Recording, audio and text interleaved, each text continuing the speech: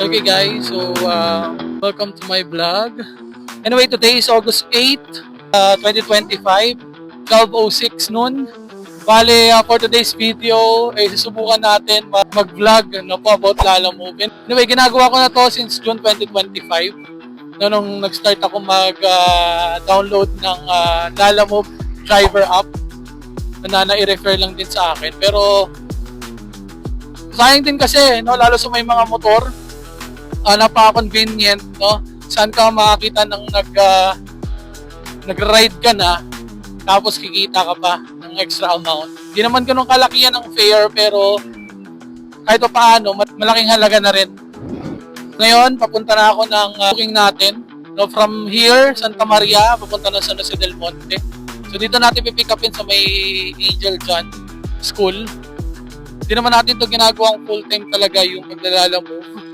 Kaya hindi na rin ako kumuha yung lalabag nila. No, na doon na sinsikli kay kulay orange. Kulay orange na motor. Na bagay sa kanya yung lalabag. Kuha tayo ng top box. So, multi-purposes na rin yan. Lagayan ng mga documents, lagayan ng mga maliliit na mga items na makukuha natin sa Lalamove. At saka syempre, pang personal na rin natin yung top box na yan. No? So dito nga pala sa Lalamove, talagang ang base nito is item to item to. So kukontak yung client, tapos magpapadala ng item, papunta doon sa drop-off point. Ganun ang sistema ng Lalamove natin. So dito may 20% commission si Lalamove sa bawat transaction na gagawin natin dito. For example, 100 pesos yung fare, tapos may 20% na commission si Lalamove, so may 20 pesos si Lalamove. So yung 80 pesos sa'yo na yun. So kailangan mo lang mag-top up ng wallet dito para dun ka nakakaltasan ni Lalamove sa mismong application. Sana sa first item natin, sabi mga tela daw yung kukunin natin. Pero sana hindi naman ganun kalalaki yung mga tela na yan. Balita ko na lang kayo guys pag natutunan tayo sa pick-up point natin. Okay guys, nandito na tayo sa pick-up location natin sa Angel John Integrated Academy. Tawagan lang natin sandali. Okay guys, so hindi pala dito sa may Angel John Integrated School. Dito lang pala pinin, pero doon pala yun sa may loob pa. Papasok tayo dito. So may bagong gawa doon na kalsada. Pasok. Ayun, dito nga. So may mga warehouse ata to. So may Sarion.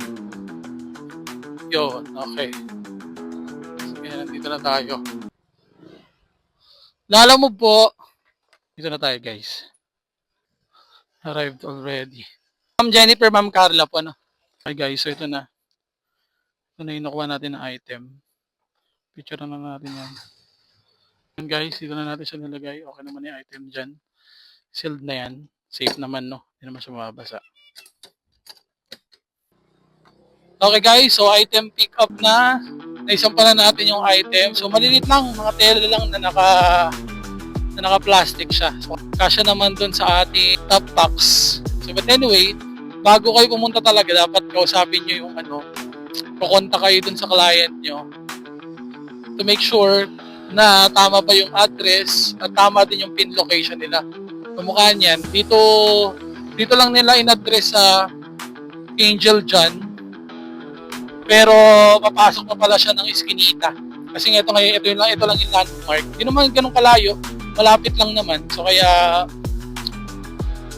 okay lang din. Pero minsan kasi kapag wrong pin, tapos malayo pa yung distansya, kapag maabot tayo ng mga 1 kilometer distance, kadalasan mag-add tayo dyan ng pero dahil malapit lang naman, all goods na yon.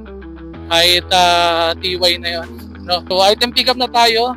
Pupunta na tayo ngayon sa drop-off point sa San Jose del Monte. So papalitaan ko na lang kayo kapag nandun na tayo. Hintiin lang tayo kung sakaling meron tayong masasabayan dito. Pero kung wala, diretso na natin to. Okay guys, so tumambay tayo ng mga 10 minutes. Kapang sana tayo ng pansabay natin papunta ng Tungko. Hindi naman siya totally sa Tungko. Dito lang paglagpas ng gaya-gaya lang siya. Katanghalian kasi ngayon talagang bihira Bihira mga bookings pag mga ganitong katanghalian. Swertihan lang.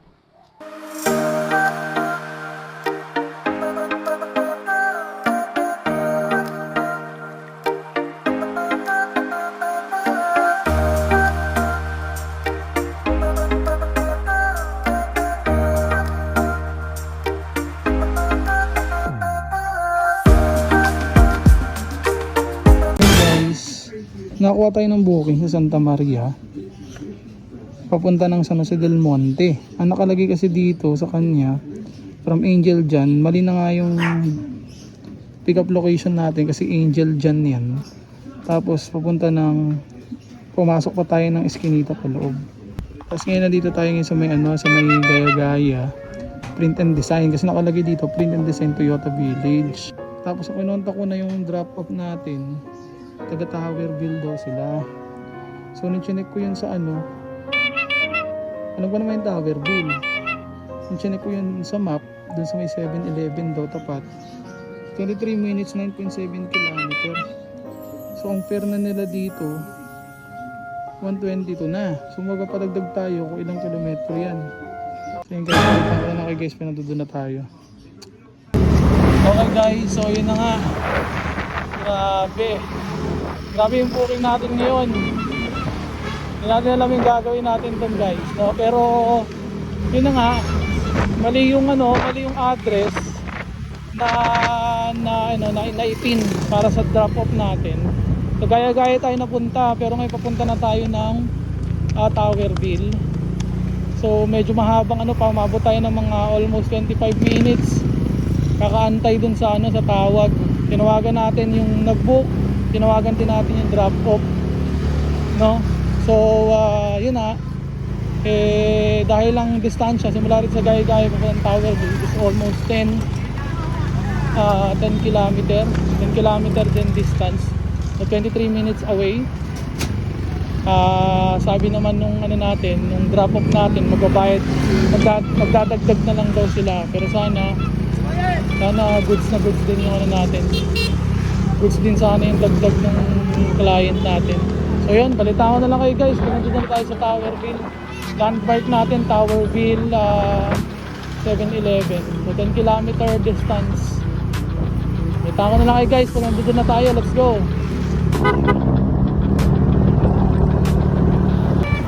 Okay, at this point guys, na-drop ko na rito yung item.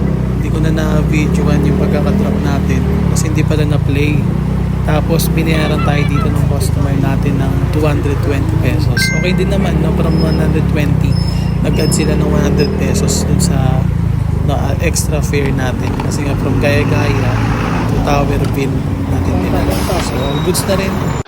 So yun lang guys, no, for today's video. Diba pauwi na tayo, may extra income pa tayo na 220 pesos. So this is J-Ride once again saying, one ride at a time.